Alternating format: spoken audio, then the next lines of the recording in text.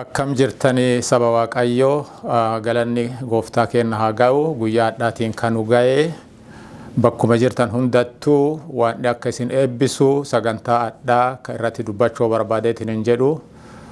ati karaaftuu dammaqii ka jedhu Efesoon 5:14 irratti hundaa'eeti ka dubbachuu barbaadeetiin hin jedhu Oddoo dubbii kiyyatti hin seenneen afootti mataa keenya qaqqabannee Waaqa haa galateeffannu. Yaa abbaa keenya gooftaa Yesuus ulfinniif galanni daangaan qabni si haa ga'u nagaan nu eeddee hennaa kanaan kan nu geette amma kunoo yaa waan dhana sagalee kan kee keessaa qoodamuuf dhiyaanneerra bakka jirru hundatti nu eebbisi namoota fagoo jiran dhiyoo jiran bakka isaan jiranitti isaan eebbisi ulfinna kan keetiin hedduu keenyatti argamii ati nutti dubbadhu cubbuu balleessaa keenyallee nu dhiisi mootummaa keetiif nu qopheessi maqaa ulfaataa keetiin jedhi kana maraanuuf dhaga'i aameen. Yaa karaaftuu dammaqii du'a keessaa ka'ii jedha Phaawulos yeroo dubbateetiin hin jedhu. Efesoon 5:14 Yaa kan raftu hirriba keessaa dammaqii du'a keessaa ka'ii Kiristoos sirratti ni ibsaa jedheetiin hin dubbata. Phaawulos ergaa kana ka dubbataatiin jiru warra cubbamootaa yookaan warra Waaqa hin beeknee fi miti.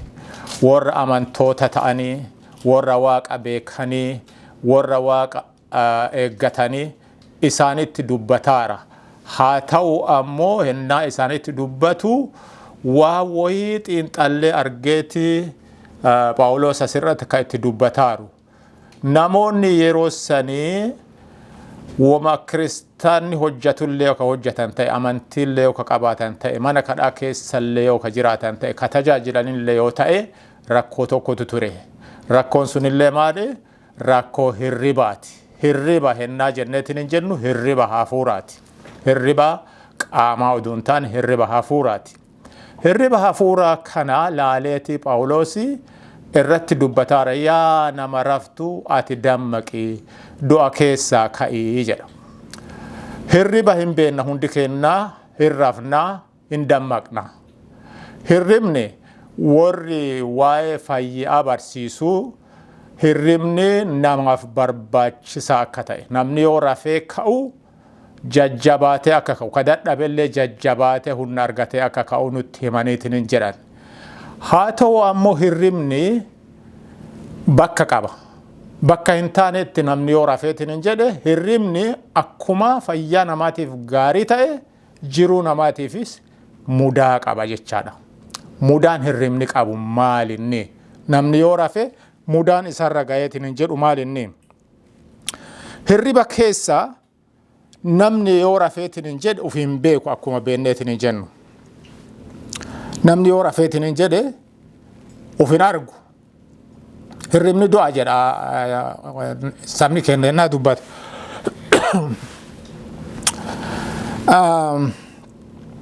Namicha tokkotu ture qabaataa daldalaa namni kun yeroo baay'ee biyya alaa deemaatiin meeshaa bitaa gurgura. Waardiyaa qaba. Waardiyaa moora isaa eeguuf balbala isaa eeguuftu jira. Waardiyichi kun hennaa maraa hin eegaa hennaa namichi qabaataan kun daldala ofiitii fi ganama maraa hidhatee baay'eetiin hin jedhu geegessee biraa deebi'aa haati manaa geegessitee biraa deebiti bakka inni xiyyaara itti yaabbatu geessaa biraa deemani. Gaafa tokko galgala namichi kun qophaa'aatiin hin ture. Deemsaaf akkuma barate kan qophaa'aatiin hin ture. Hennaa inni deemsaaf qophaa'u kana namichi waardiyaa kun sholol jedhee haadha mana namichaa bira dhaqeeti yaabootii adda anini eebjuuni waan badaa argee akka hin deemne itti himi abbaa manaa kan kee jedhee kadhataan. Maal dhageet maal argitee jettee gaafatte jennaani xiyyaarri inni deemuuni kabalaan irra ga'ee caccabee namoonni isaan deeman dhuman argee kanaaf yaaboo akka hin deemne jedhee kadhateen. Hennaa kanatti yaaddeet isiin amma bee waardiyichi akkana jedhaara jettee abbaa manaa ofiitti himte. hin suurtaa kana maali hin namara deemaan jiru attamitti ta'a jedheetiin hin dide isii lakki hin deemini lakki kabiraatiin deem hin deemin hin nabiraa deemtaa hafi adha jettee kadhatte ishee egaa ati akkana jette jedheetiin namichi yaada ofii jijjiirateetiin gaafa suduun deemne hafe galgala ta'aniitiin televizyiinii bananii yoo zeenaa caqasaniitiin jedhanii akkuma waardiyyichi jedhe sani xiyyaarri deemsaaf ka'e suni namoota qabatee deemeetiin balaan irra gaa'eetiin caccabe bakka hoyititti zeenaa argan waaqatu nu baase jedhanii haadha manaa waliin bakka gammadanii waaqa ofii galateeffatanii bulee bariisaa namichi kuni ka du'arraa hafe kuni waardiyyicha waame xalayaa poostaa keessa kaa'eet horii isaallee achi keessa kaa'eet kunooti horiin kan kee kunooti adharraa qabde hojjataa kiyyaa miti si ari'eera deemi jedheen hin maalale namni gandatti ka dhagaye martinuu akka inni xiyyaaraan deemu waan beekanii fi horoo inni xiyyaara san keessa jira jedhanii namoonni ganama gaafachuu yoo dhufaniitiin hin jedhan namichi mana jira an hin deemne hafeera attami hafteetiin hin jette waardiyya sheekiyyatu eebjuu argee hin deemin naan jedhe ani wamattuu lakkoofni haati manaatiyya akka hin deemne waan naan jette isin na kadhattee fi isii caqasuu qaba saniif hafee akkuma inni jedhe ammoo xiyyaarichi hin caccabee namoonni hin dhumatanii an hafeera an hin deemne galanni rabbiin haa ga'u jedhaan amma warra ollaatiin illee akka saga jedheen bootatti xalayaa kana waardiyyichatti kenna waardiyyicha kana ari'e namoonni itti ka'an maal taateetta nama du'a si hambise ariitaa maaf akkana taata maaltu si gale jedhaniitiin itti hojan beettuu jedheen namichi waardiyyichi kun adaa inni galgala maraa hirra faara malee na eegaa hin jiru dura fuudha baatee eebjuu hin arguuyyuu waan rafeef eebjuu argee kanaaf inni galgala maraa rafa'aa jira eegasuu an adha yoo balaa jalaallee baay'ee galgala maraa balaa keessa jira uduu hattuun illee na fixxe uduu namni na ajjeesu illee natti sen namichi kun waan rafaaruu fi deemuu qabaa jedheen hirriba keessa balaatu jira jechaadha hirriba keessa waan hamatu jira jechaadha hirriba keessa namni uf gatee yoo rafeetiin hin jedhe waan baay'eetu isa mudata kanaaf hirribni kiristaanotaaf hafuuraan yoo rafneetiin hin jenne akkuma waardiyyichaa sanii waan hojjaa kennaa daganne mudaa keessa jira jechaadha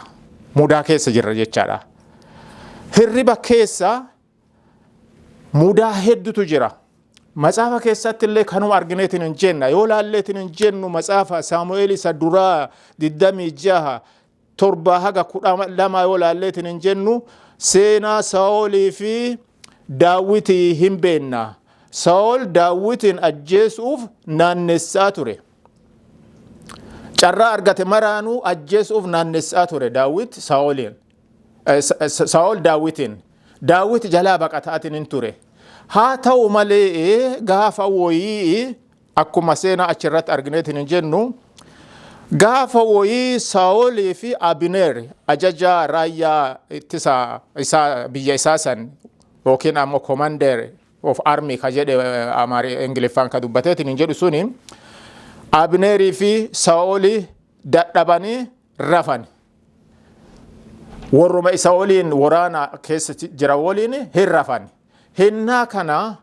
Daawitii fi Abishaay bakka isaan rafanitti itti dhufanii jedha seenaa kana olaalleetiin hin jennu itti dhufanii hin laalanii hinna sanii Daawit carraa argatee Saa'oliin illee Abneerin illee hinna tokko achitti isaan fixuu hin danda'a ture waan rafaniiraniif garuu maal godhe inni anin tuqu jedhe Daawit haa ta'u ammoo akka mallattoo isaaniif ta'u maal godhe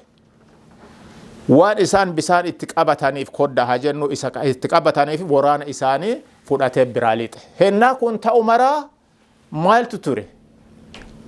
Abneeriif Saa'ol wanti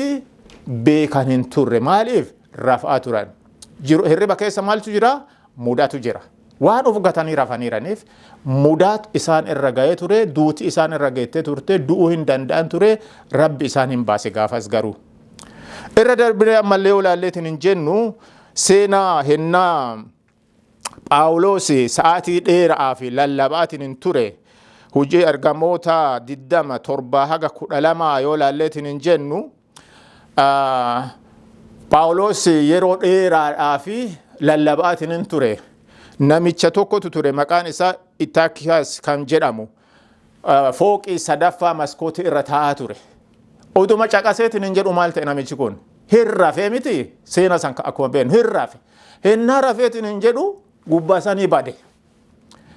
sanii badee hindu'e jedhanii namni hindu'e jedhanii itti ba'uu jala qaban garuu Phaawulos waaqa kadhatee fi du'a jalaa ba'e hirriba keessa maaltu jira mudatu jira mudaa du'aatitu jira du'ee raawwate namichi sun haa ta'u ammoo mudaa du'aa san jalaa hin ba'eetiin hin jedhe hennaa san kanaaf hafuuraan yoo rafneetiin hin jennu akkuma foonii yoo rafne mudaan jiru hafuuraan yoo rafne kiristaanonni mudaa keessa jirra jechaadha maaliif diinni keenya seexanni carrattii tana eeggatee hirriba nutti buusee mana waaqaa keessaa nu hatuuf waan qophaa'uuf sadaffaa matsaafa keessa ammallee kan nutti meetiin hin jedhu waa'ee hirribaa hundi kennaa hin beennaa waa'ee hirribaa yoo ilaalleetiin hin jennu hojii judges 16 haga 21 yoo ilaalleetiin hin jennu moototaa jechaadha abbaa murtii yoo ilaalleetiin hin jennu seenaa eenyu achirra argineetiin hin jenna seenaan achirratti argineetiin hin jennu seenaa nama jabaa turee tokko nama kakuu waaqaatiin guddatee tokko mataan isaa akka mullaaciin hin tunne jedhameetiin ka itti himame tokko waaqaaf kafooyame tokko hunna ka qabu hunna guddaa waan illee ka kenneef ka leenca harkaan qabee caccabseetiin injifateetiin hin jedhe nama jabaa ture hunna ka qabu innillee eenyunni Saamsoon ture Saamsoonii kuniniin maaliin akka injifatame hin beekna hundi kennaa maal ta'e Daliilaan maal goote jilba kiyyarra rafi gudeeda kiyyarra rafi jetteen mataa isaa irraa haadde hirrafe hennaa inni raf irraa haadde hirriba yoo dammaqeetiin hin ta'u maal ta'e hunni isaa cimaan sun Filisxeemii ka sodaataatiin hin turan sabni Filisxeemii maqaa Saamsoonii yoodhaan ka sodaataatiin hin turan akka godhanii Daliilaa sobaniitiin innillee hunni kiyyaa mataa kana irra jira jedhee haga itti himeen boodatti hunna isaa san irraa haadde maal irraa kaka'eetiin jedhe Saamsoon utuu rafuu dhabaate wanti sun irraan ga'u ture waan rafee fi gaachanni waaqaa isaarraa fudhatame kiristaanonnillee yoo hafuuraan rafne gaachanni waaqaa nu dhiisee nu biraa deema kana akka hin taane waan hunduma kennaa nu haa gargaaru gaachanni waaqaa kiristaanota waliin hennaa maraa hin jira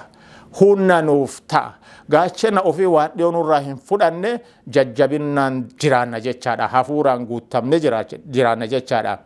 yoo rafne ammoo gaachanni sun nu dhiisee nu biraa lixeetiin hin jedha hirriba keessa maaltu jira hirriba keessa mudatu jira jenneerra seexanni diinni kenna diinni hujii gaarii hujii waaqaa ka eden gannati irra jalqabeetiin ilmoo namaa siiboo keessa galchuuf deemu hennaa maraa hirrafu hirriba namatti buusa hirribni attamiin nutti bu'a yoo laalleetiin hin jennu hirribni akki nutti bu'aaruuni waan adunyaa kana keessa lindheenuu tolee hennaa jenne hirriba keessa seenna jechaadha hirriba jechuun hirriba hafuuraa jechuun maal jechuun waa'ee waaqaa waa'ee hafuuraa lash jechuu irraa waa'ee hujii waaqaa lash jechuu irraa faarfachoo mana ofii keessatti waaqa faarfachoo waaqaa sagaduu irraa lash jechuu maal irraa kaka'eetiin hin jedhe wanti hojiin adunyaa kana nutti baay'atee fiigichi nutti baay'atee ol fiinnaa gadi fiinnaa galgala yoo galleetiin hin jennu hin dadhabnaa hirrafnaa suutaan hirribni kanama hirriba hin arginu yoom akka nu fudhateetiin hin jedhu hirriba hin arginu yoom akka nu lixu hennaa garii udumateenni nama waliin haasofnu hennaa hirribni nu fudhatee lixu jiraami akkuma san hirribni hafuuraallee oduma mana waaqaa keessa waan jirru seenu suutuma suuta hirribni kan lixeeru argina mudaa keessa kamagalleeru argina kanaaf yaa saba waaqaa dammaqa du'a keessaa ka'a sagalee waaqaallee kan jedhu yaa karaaftu ati dammaqi du'a keessaa ka'i jedheetiin nutti dubbateetiin jedha yoo rafneetiin hin jenne yoo rafneetiin hin jenne maaltu nurra ga'a kiristaanni hennaan rafani hennaa wanti hamaan isaan irra jiru yookiin ammoo hennaa hiyyoomanii rakkatanii jiraatan yookiin ammoo hennaa dhibamanii jiraatan yookiin ammoo hennaa waraana keessa jiran miti hennaa kan dhiine miti kiristaanni hennaa rafan hennaan kiristaanni diriirfatee rafuu hennaa kami hennaa wanti martinu isaa guutame hennaa wanti martinu isaa guutame rafa namni hafuuraan hin rafa wanti yaadu hin jiru mire quufeera miti ree wanti yaadu hin jiru hin rafa hennaa rakkoommaa namni martinu waaqa waa kammaani qara waaqa hin beenne kammaan qara waaqatti hin amanne gaafa rakkoo wayii irra gayeetiin hin jedhe maal jedha itti amanuu haa amanuullee dhabaatu maal jedha yaa waaqa kiyya jedhaa miti waa yaa waaqa kiyya jedha kammaan hin amannellee hennaa rakkoommaa namni waaqa waamu baay'eedha hennaa dhibameetiin hin jedhe namni waaqa waamu baay'eedha hennaa waraana keessa gale namni waaqatti bo'u baay'eedha hennaa covidiin dhufeetiin hin jedhe hagamtu waaqatti bo'aa ture namni adha haga hennaa san boonnu san adha bo'aarraa olaalleetiin hin jennu hennaa rakkoo gara waaqaa dhiyaata namni nu biyya keenya keessatti yeroo Itoophiyaan sooshaalizimii seera sooshaalizimii keessa turte waa'ee amantii hagam akka rakkisaa ture hin beekna namoonni hennaa san irra cimaniitiin dhaabataatiin turan hennaa ammaa caala cimanii dhaabataa turan kiristaanonni kanaaf kiristaanonni hennaan rafanii hennaa rakkoo oduu hin taane hennaa giitee oduu hin taane hennaa wanti martinu isaanii mijaa'ee konkolaataa gaarii qabaatanii mana gaarii qabaatanii soofaa gaarii mana keessa kaayatanii firiijii gaarii mana keessa kaayatanii televiziyoonii kaayatanii hennaa kana hirriba oo'aa kaantu dhufa hirriba oo'aa kaantu dhufa maaliif seexanni abbaan hirribaa eessa dhaqeeti kanaan hirriba itti buuse waan waaqaa dagatu jalqaba jechaadha namni hennaa rafeetiin hin jedhe kaayyoo fi kallattii itti deemullee hin dhaba kaayyoo hojii waaqaa attamiin akka jiraatu man ofii keessa attamiin akka jiraatullee dagataa deema jechaadha wanti martinuu qabbanaa'aa dhufa suuta beekaa qofa ka jenne maalinni hirribni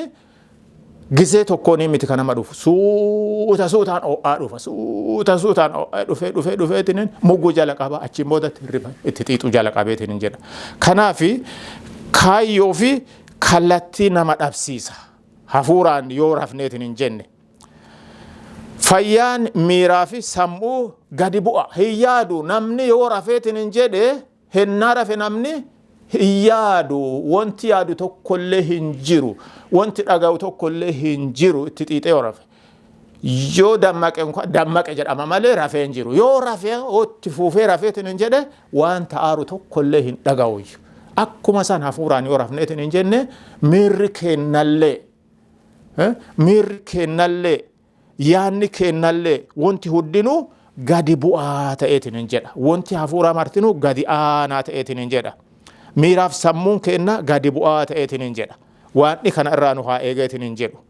maaliif nu waan nu fooyatee nu waamatee nu qaabatee nu dhaabsisee mootummaa ofiitiif akka isaatiif akka qophoofnu nu fooyatee nu eegaara rafnee yoo jenne ammoo kana keessaa fudhatamneetiin hin jenna hirriba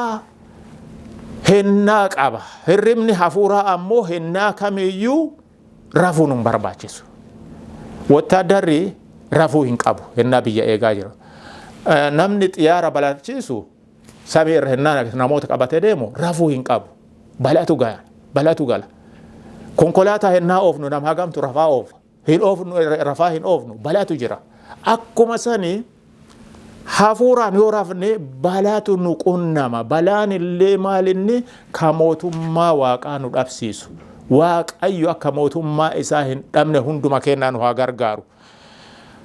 jireenyi keenya kama gubbaata kama afaanita kristaanummaan kenna kama afaanita henna hirrimni nu fudhate hirrimni hafuura henna nu fudhateetiin hin jenne hariiroon yookiin walqunnamtiin waaqa waliin qabnullee laafa adeema qunnamtiin waaqa waliin qabnullee laafa adeema wanti martinuu laafa adeema guddinni hafuura hidhata adeema kanaafi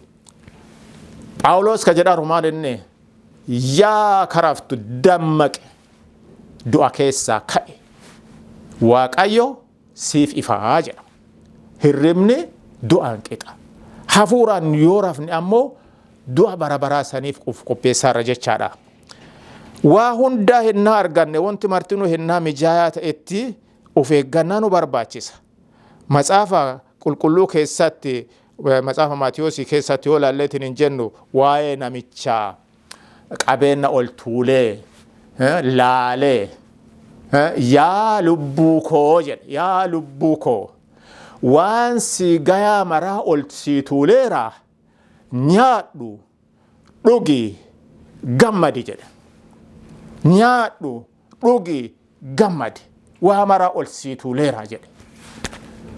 hennaa kanaa waan itti dubbate maal jedheeni yaa gowwaa ati waan nyaat ol tuulatteetta kana dhaadataata lubbuun tante adha galgala si keessaa fudhatamte ka ol tuulte kana entu nyaataa jedhe yaa hubadhaa saba kiyya waan qabdu ol tuulteetta adha lubbuu kan kee si keessaa fudhatamte ka ol tuulte kana entu itti hafaa jedhe anaaf isinillee adha akkanuma jedhaara sadarkaa kamittuu waa ol tuulanneerra ta'uu danda'a qabeenya guddaa ol tuulleen jirru ta'uu danda'a garuu wama qabnu saniin uf tuulleerra ta'uu danda'a kanaaf ergaan adhaa ka waaqayyo nutti maaru adunyaa kanarratti wanti tuulannu martinu waa'ee yeroodhaatii fi kan bara baraa ka ol tuulachoo qabnu mana samiitiif dhalee hidhachoo qabna kanaaf waan kan nutti himaaru adha kan akka goonu rabbi nu haa gargaaru isin yeroo hubadhaati of eegaa hirribaa hennaan dammaxxan ammaa jedha Roomee keessatti haga yoomiin rafta haga yoomiin mudda ka'i hirriba kan kee keessaa ka'i jedha kana ka dubbateetiin hin jedhu Salamoon matsaafa fakkeenyaa keessatti ka'i jedha hirribni waan bututaa si uffachiisa hiyyoomtaa jedha hiyyuu hafuuraa keessaa akka baanu rabbi nu haa gargaaru hiyyuu hafuuraa hiyyuu hirribne nutti nu fudhatee hiyyoomne waaqaaf fagaanne mootummaa isaa jalaa akka hin fudhatamne rabbi hunduma kennaa nu haa gargaaru yaa karaftu dammaqi hirriba keessaa ka'i Kiristoos siif ibsaa waan hunduma kennaa nu haa eebbisu